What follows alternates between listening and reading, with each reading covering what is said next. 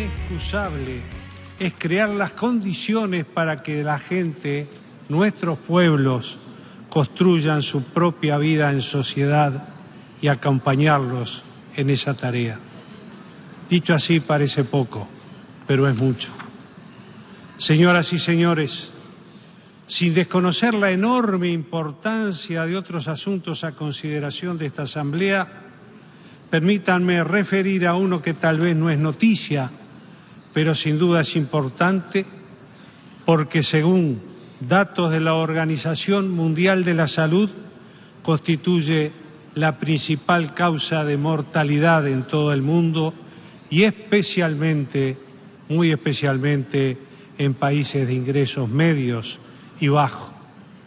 Me refiero a las enfermedades no transmisibles, principalmente cardiovasculares, cáncer, diabetes y patologías pulmonares crónicas. Seguramente este terrible impacto que sufre la humanidad sobrevuela el conocimiento de los gobiernos, pero golpea dramáticamente en la vida de nuestros pueblos, de nuestra gente. Y estas enfermedades evitables se deben en gran medida a 4 factores de riesgo directamente vinculados a comportamientos supuestamente típicos de la modernidad: el tabaquismo, el alcoholismo, la dieta malsana y el sedentarismo. Los principales efectos de estos factores de riesgo recaen cada vez más dramáticamente en los países de ingresos medios y bajos y en las personas más pobres en todos los países, incidiendo fuertemente en las determinantes socioeconómicas subyacentes. En esas poblaciones es fácil que se produzca un círculo vicioso. La pobreza expone a la gente a factores de riesgos comportamentales de las enfermedades no transmisibles y estas, a su vez, tienden a agravar la condición de pobreza de las personas y de las familias afectadas. También los sistemas sanitarios sufren el impacto de los altos costos de los tratamientos que requieren estas enfermedades crónicas no transmisibles. Y para tener una idea de ello, y sin dramatizar, quiero poner en conocimiento de todos ustedes, que seguramente lo saben, o destacar los siguientes elementos. A. Se estima en 33.000 millones de dólares el costo directo del tabaquismo sobre los sistemas de salud nacionales en la región latinoamericana. 33.000 millones de dólares. Ello equivale al 0.5% del Producto Bruto Interno de nuestra región y al 7% de lo que la misma gasta anualmente en salud. Y la carga impositiva que nuestros países ponen al tabaco no alcanza a cubrir el 50% del costo directo del mal que provoca el tabaquismo. B.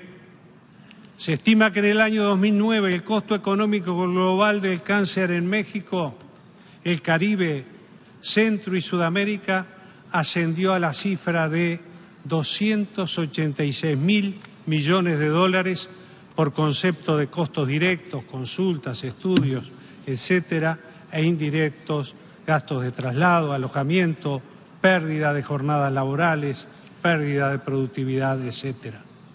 Por consiguiente, desde nuestro humilde punto de vista, a menos que se combata enérgicamente la epidemia de enfermedades no transmisibles en los países y grupos sociales más expuestos o afectados, el impacto de estas enfermedades seguirá acentuándose y el plausible objetivo mundial, oportuna y acertadamente acordado por esta Asamblea, de reducir la pobreza como condición sine qua non para el desarrollo sostenible, más que acercarse, se alejará dramáticamente cada día más de nuestras posibilidades. Señoras y señores, si tenemos en cuenta las estadísticas disponibles, En la jornada de hoy, en todo el mundo, morirán 104.109 personas como consecuencia de estas enfermedades. ¿Cómo no diseñar entonces y ejecutar estrategias que lleven a controlar el consumo del alcohol, del tabaco y para promover hábitos de vida saludables como la dieta sana y el ejercicio físico?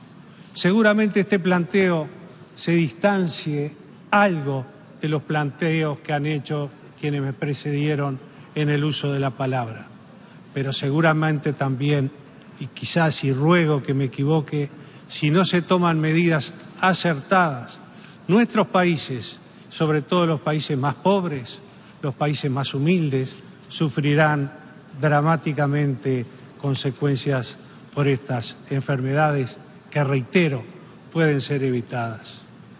No es seguramente que este no es un ateneo médico ni un simposio científico, pero como gobernante que ni ha olvidado su profesión médica ni se ha desvinculado de la misma, permítame expresar ante esta Asamblea que no solamente es posible diseñar y ejecutar esas estrategias, sino que además las mismas obtienen resultados muy positivos. Estrategias que no son sencillas ni fáciles, pero que son imprescindibles y pueden obtener buenos resultados.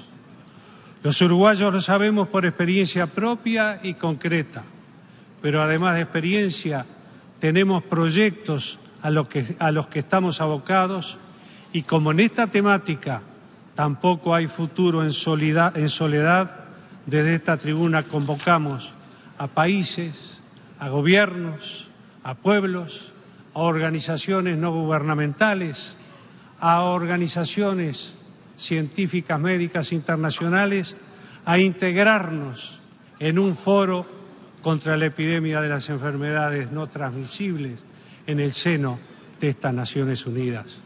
Una alianza por la vida saludable tan amplia, vigorosa y dinámica como sea posible. Y es posible, no es fácil, pero es posible. En muchos aspectos, más que recursos financieros, se requiere convicción y voluntad política para llevarlo adelante. Señoras y señores, Uruguay es líder mundial en la instrumentación del Convenio Marco del Control del Tabaco. Pero ese liderazgo no ha estado libre de resistencias, entre ellas la demanda que a principios del año 2010 interpuso la empresa tabacalera Philip Morris ante el Centro Internacional de Arreglo de Diferencias Relativas a Inversiones contra dos normas adoptadas por nuestro país para el control del tabaco. Más allá de los argumentos formales planteados por la empresa tabacalera, su razón fundamental era castigar a un pequeño país como es Uruguay, que se ha propuesto controlar el consumo de tabaco y trabajar fuertemente por la salud y el derecho a la vida de nuestra gente. Un escarmiento ejemplarizante quiso hacer esta empresa sobre nuestro pequeño país, para que todos los países que están instrumentando o se disponen a instrumentar políticas similares aprendieran de este escarmiento que pretendieron darnos. El trámite del diferendo fue extenso, sinuoso y costoso, pero finalmente el pasado 8 de julio el Tribunal Arbitral dio a conocer el fallo final sobre este caso. Y el mismo fue contundentemente favorable a Uruguay.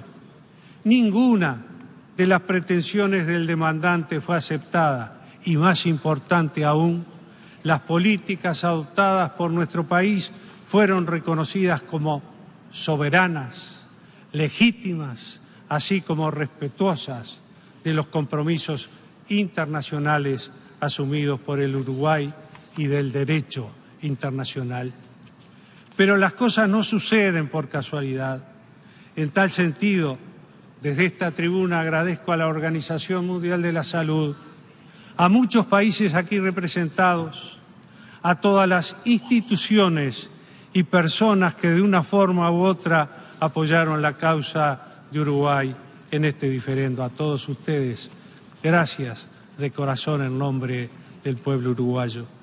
Y la mejor forma de retribuir dicho apoyo, señoras y señores, y también sin desconocer las circunstancias que vivimos, nos comprometemos a seguir trabajando fuertemente en la medida de nuestras modestas posibilidades para ayudar a todos los pueblos del mundo a lograr significativamente a defender sus derechos por la salud y por la vida. Uruguay no desconoce las circunstancias planteadas en otras regiones del mundo y respecto a las cuales Uruguay, reitero, no es indiferente y les ruego me permitan hacer alguna referencia a las mismas.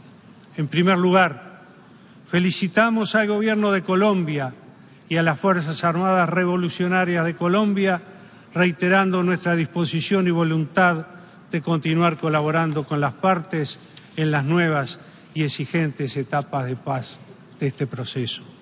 Segundo, en la intervención del año pasado expresamos nuestro deseo de que fuera aquel periodo de sesiones de esta Asamblea el último en que debiera expedirse nuestro país sobre el embargo económico, comercial y financiero tan injusto de los Estados Unidos a la República de Cuba. Y mientras ese embargo esté vigente, Uruguay seguirá concurriendo a este foro, reclamando su levantamiento definitivo.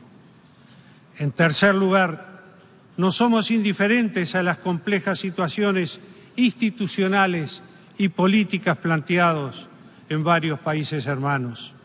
Y como buenos hermanos, deseamos que dichas dificultades se resuelvan soberanamente sobre base de institucionalidad, democracia y diálogo sereno, respetuoso y franco entre las partes involucradas.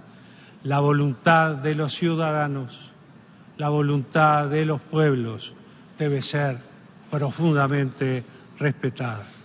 Señoras y señores, agradezco enormemente la atención que ustedes me han brindado y asumo en nombre del pueblo uruguayo, ese pequeño país del cono suramericano, en trabajar junto a ustedes, reitero, en la medida de nuestras modestas posibilidades para un mundo mucho más fraterno, mucho más solidario, con más justicia social, con paz, con respeto y con tolerancia por todos los habitantes de este planeta.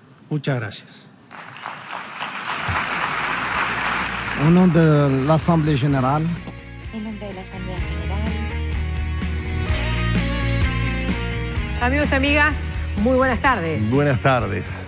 Hoy para abrir nuestro programa nos retiramos nosotros y dejamos al presidente de la República. Exacto, sí, cerró subrayado y abrió la tarde en casa con su discurso frente a la Asamblea General de las Naciones Unidas. Ustedes lo escuchaban, hizo referencia a la lucha contra las muertes por enfermedades no transmisibles, luego específicamente al resultado del diferendo que planteó Philip Morris contra Uruguay, saludó el acuerdo de paz entre el gobierno de Colombia y las FARC, también el cese, o por lo menos el camino de diálogo que se abrió entre los gobiernos de Cuba y Estados Unidos, y bueno, agradeció la colaboración de la Organización Mundial de la Salud y a través de ella de Naciones Unidas en el diferendo del gobierno uruguayo contra Philip Morris o viceversa, en la defensa del gobierno uruguayo contra la demanda de Philip Morris. Castigar a un pequeño país, darle un escarmiento, planteó públicamente que había sido la voluntad de Philip Morris en una jornada de trabajo en la que justamente iba a tener una entrevista con ese tema, entrevista que fue suspendida. Fue breve su exposición y ustedes la tuvieron aquí en vivo, en directo y en simultáneo por la tarde en casa. Gracias por acompañarnos, les damos la bienvenida. Hoy tenemos muchos temas para conversar con ustedes y qué mejor momento que comenzar a hacerlo con esta sobremesa acompañada por un té negro Canarias. Efectivamente, el té clásico, porque ya todos sabemos ¿Cuántas cosas se pueden decir con un té negro Canarias? Canarias, nuestra manera de tomar té, que tiene una invitación para hacerles. Entrá en la fanpage de Té Canarias y no te pierdas los mejores momentos de charlas de Té Canarias.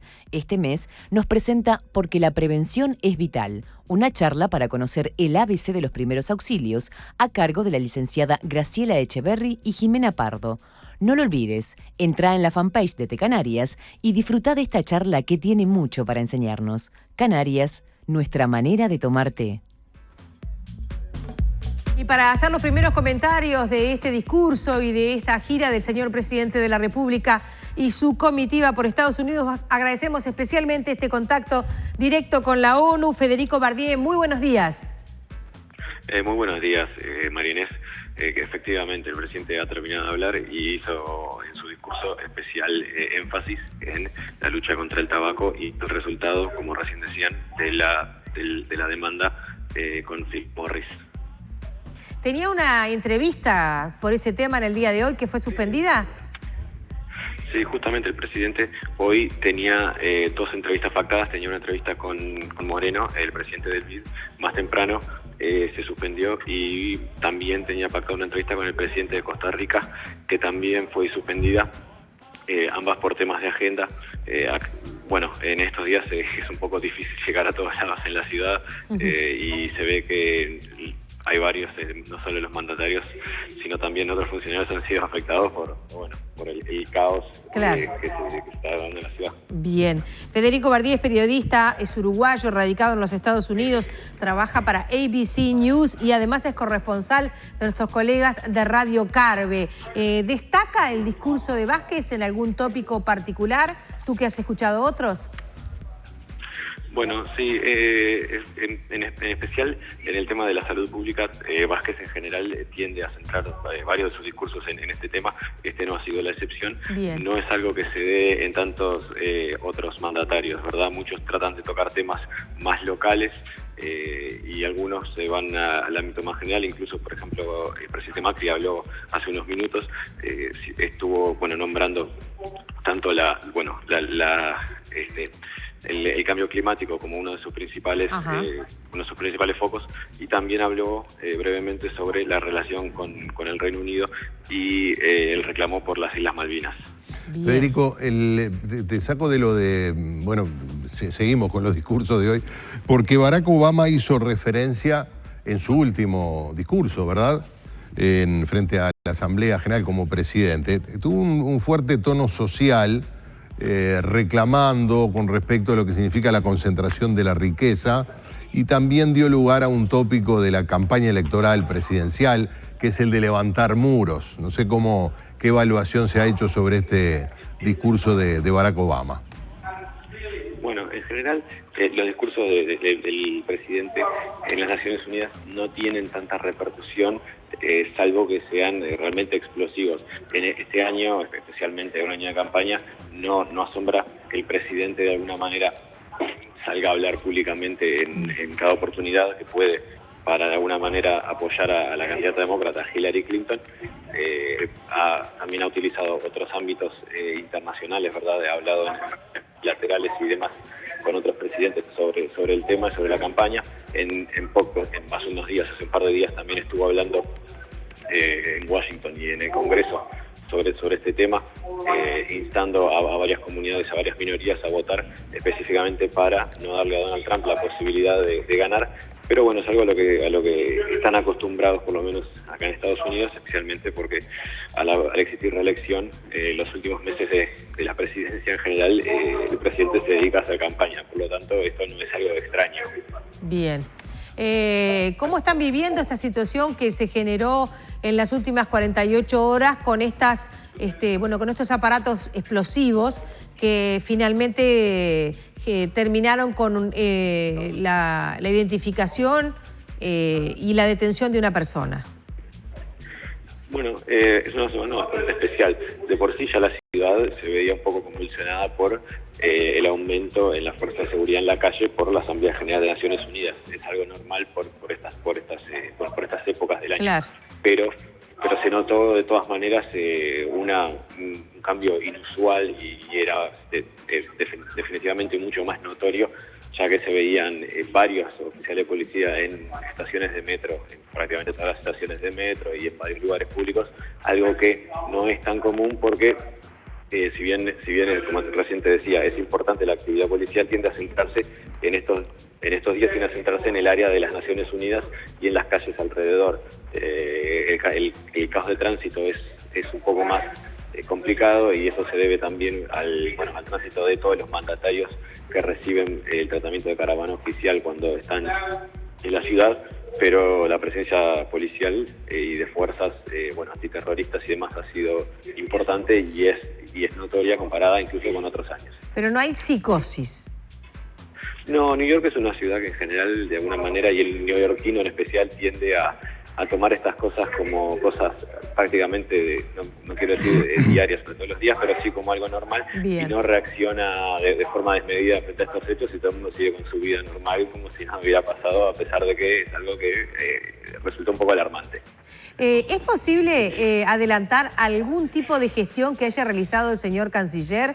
Porque vale la pena recordar que aquí en nuestro país la situación del refugiado sirio preso de Guantánamo, expreso de Guantánamo, de alguna manera puede llegar a tener una posible solución. Ayer, previa a esta cumbre en la que están ahora haciendo los discursos los primeros mandatarios, hubo un encuentro justamente a nivel internacional por el tema refugiados. Bueno, sí, el canciller Denis Noboa está en los Estados Unidos desde antes que llegara el presidente Vázquez. Se incluso llegó a reunirse con John Kerry por este tema. Hoy más tarde se va a reunir a la tarde con el canciller ruso, y realmente no se sabe cuáles van a ser, por lo menos no tenemos información de cuáles van a ser los temas de conversación, pero podría ser una posibilidad, especialmente por la situación tan acuciante, si se quiere, que se vive con el ciudadano sirio, con Díaz, ¿verdad? Bien, agradecemos mucho este contacto. Imaginemos que eso debe ser un hormiguero humano y de colegas, que son como dos especies diferentes. Que son como humanos, claro. Es cierto, sí. Hay varios, por suerte los uruguayos no somos tantos, los periodistas, y todo se maneja en una escala mucho más amigable, mucho más manejable. Bien. Y por último, y ya en una mirada totalmente subjetiva, ¿a Bono se lo ve mejor que el presidente Temer? Bueno, el semblante del presidente Temer en general tiende a ser un poco más serio, un poco más osco que el de Bono.